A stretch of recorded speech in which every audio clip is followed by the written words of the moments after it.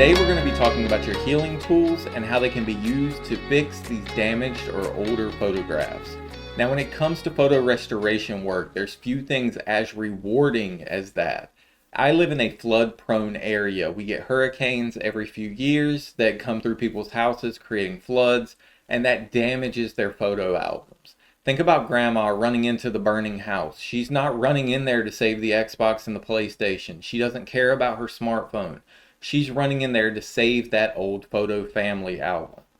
Now, when we think about these pictures, the younger generation doesn't understand it because the younger generations have these images on their phones. They have thousands of pictures and they're all backed up to a cloud somewhere.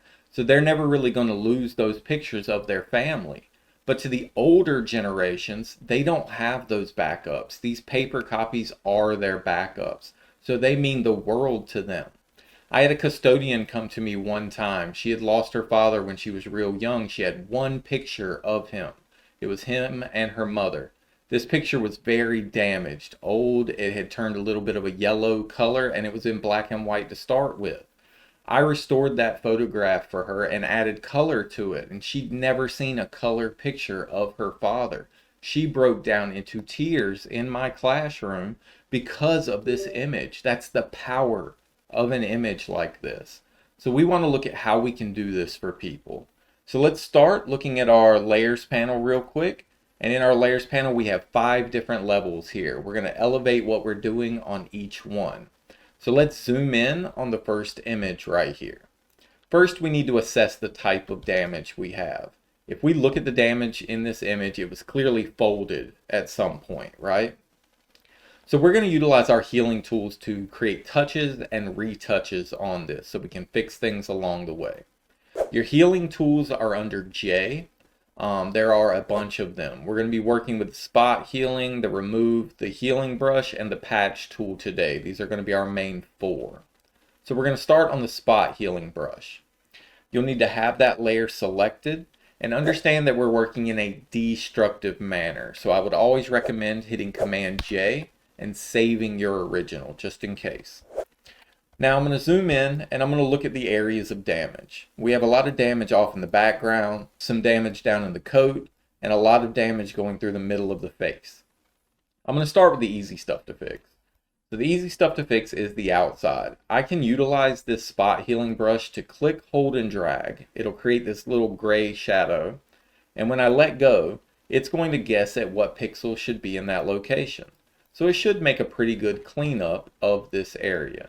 So going through and just dragging through. Now this is an initial touch. There may be errors along the way. Moving around the rest of the body, I'm going to look at areas that are very plain and try to clean those up with this same tool. You might have to click over it a couple of times.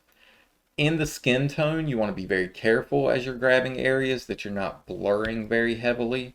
So some areas like this cheek, I might do in a couple of hits instead of just one long drag.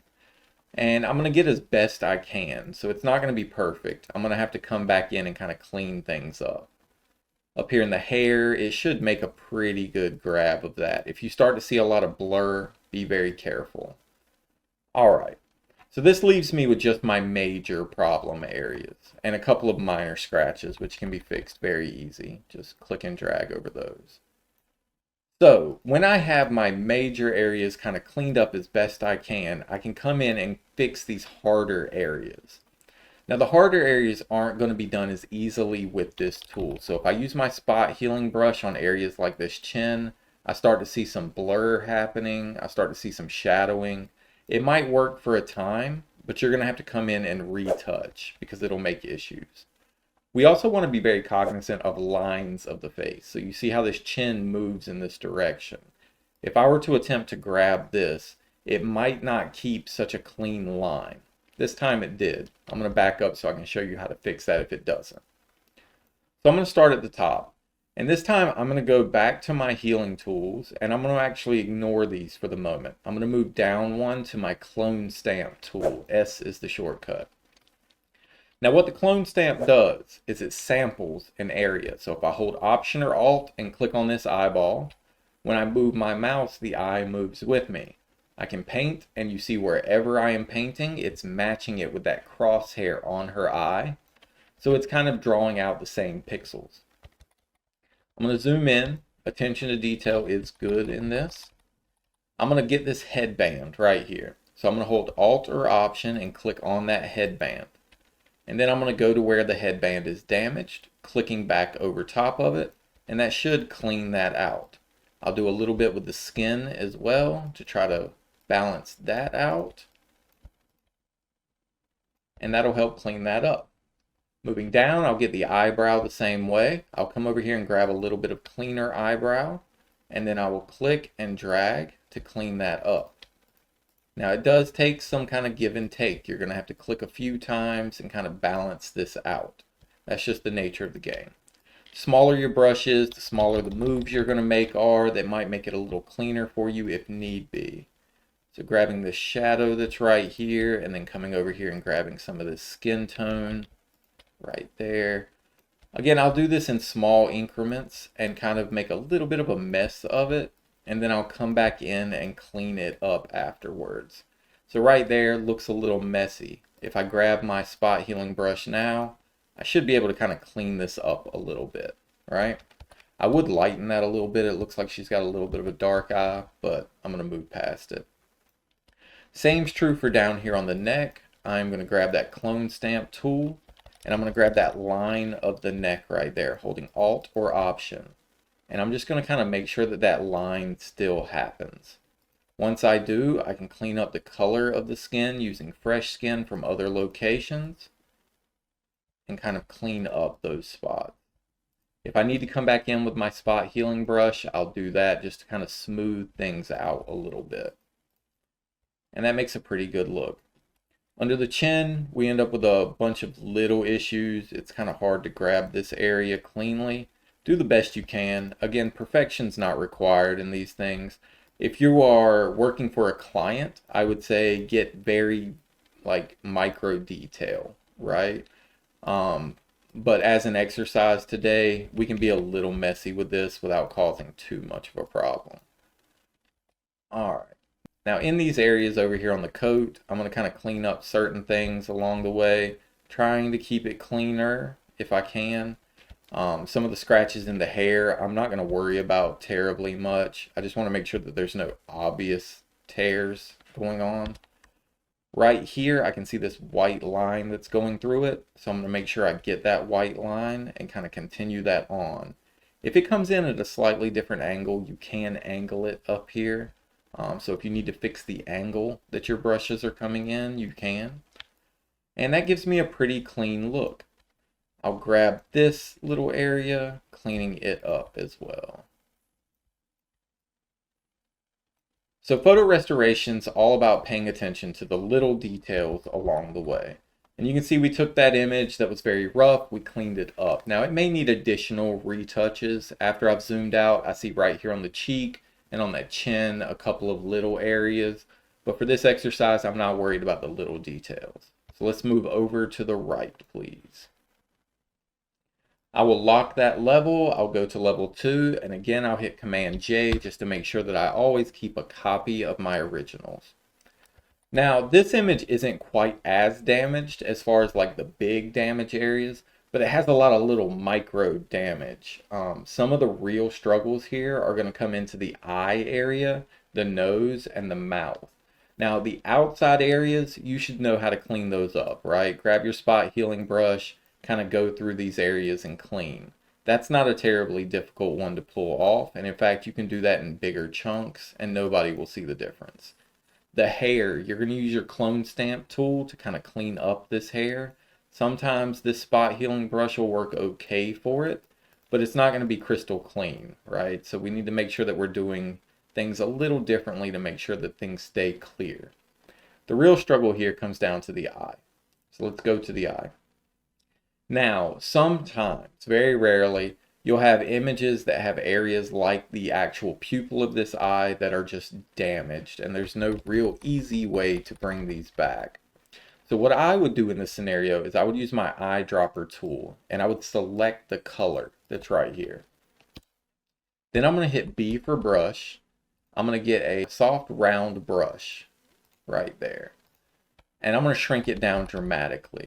And I'm going to come in here and physically paint in that with that brush some of this area so that it's not quite as damaged as it would have been.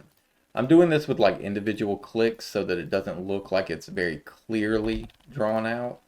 I'll kind of make my brush a little bigger so that I get a little bit of a fade with it as well. And then I'm going to come back and kind of clean it up with that spot healing brush, kind of blurring some of these colors together so that they don't look as obvious. Now, the rest of the eye is fairly simple. We've got this arch at the top of the eye. I'm going to hold Option or Alt and click right there on that. And I'm just going to kind of continue that coloring. Same's true for the skin and for the eyebrow itself.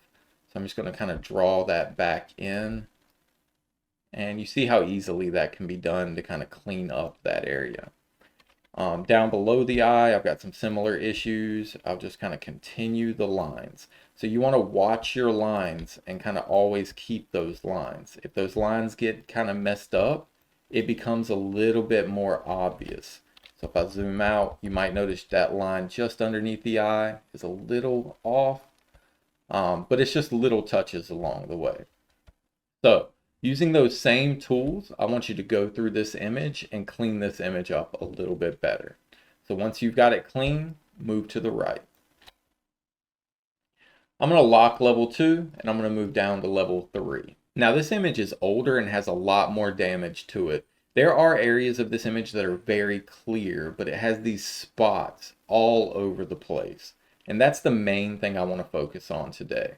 So we're going to grab our spot healing brush, and some of these little spots, I'm just going to kind of click on them to help clean up some area, because I want to create a little bit of a clean area before I begin doing what I'm looking to do. So I'm going to clean up all of this area over here, and then I'm going to go to the right, and I'm going to clean up one of these darker areas too, because I need a darker area to do what I'm looking for. So I'm just going to kind of go through cleaning up little spots. Now, once I've got a chunk of it kind of cleaned up, I'm going to go to my patch tool. So the patch tool does things a little bit differently. If I click, hold, and drag over bigger areas like this, I can then drag them to a cleaner area. And when I release, it's not only going to bring those pixels down, but it's also going to blur those colors to kind of match the original background. So you see how it gets darker here. So that gives me a pretty good look for that. I'm going to do that again, this time going back up again, cleaning that out. And I'm going to go through this image. Now, the real trick comes down to the skirt, so I'm going to bypass the skirt for a time being. And you also have to kind of remember why people are getting these pictures restored. They're not grabbing this picture and having you restore it because of the background. So nobody really cares about the background. Like, they do to an extent, but the background's not the purpose of getting this photo restored. The background's just kind of the vessel that brings up these women here. And that's what I want to see, is the women without any real distortion around them. So I'm going to clean up the background so that it's not a distraction, because that's really what it comes down to. Now once it's cleaned up, I want to look at areas like the bottom of that skirt down there. This is a hot mess. So I'm going to bring this in a little bit, and I'm going to attempt to kind of patch this. Now when it comes to these photographic tools, these photo restoration tools, it's all about touching and retouching. So you have to keep in mind what this is. I need to get this texture of this skirt brought back in, so I'm going to go up and grab that texture. But when I release, it's going to blend into that yellowish color. I can come back and retouch that at a later time. So this gives me my basics, and I can come in and fix the problem afterwards. It reduces the amount of my problem. Let's put it that way. So once I have that kind of set up, it's put me in a successful place to kind of finish out that image.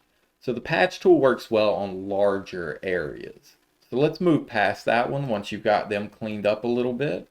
And let's move to level 4. Now, on level 4, we're going to start working with neural filters. This image is very damaged. This image has spent time in a wallet, it looks like, where it just kind of gets bent and rubbed at a lot. So this is a rough one right here. Going through and picking all these little micro fractures is going to take time. Now, it used to be that in Photoshop, the way we've been doing it was the only real way to restore photographs. But they've recently introduced new things to kind of make this easier on us. So on level 4, I want you to go up to the top to where it says filter and then neural filters. Now, the neural filters create a lot of different things and they will adjust your image based on what you're looking to do. Most of these have a little cloud symbol to the right of them to download.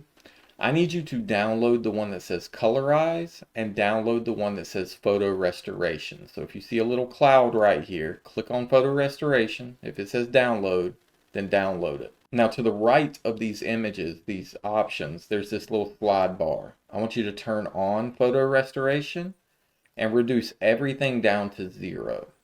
It's going to take a little while to think about it, but as it is, I want to go to output down here.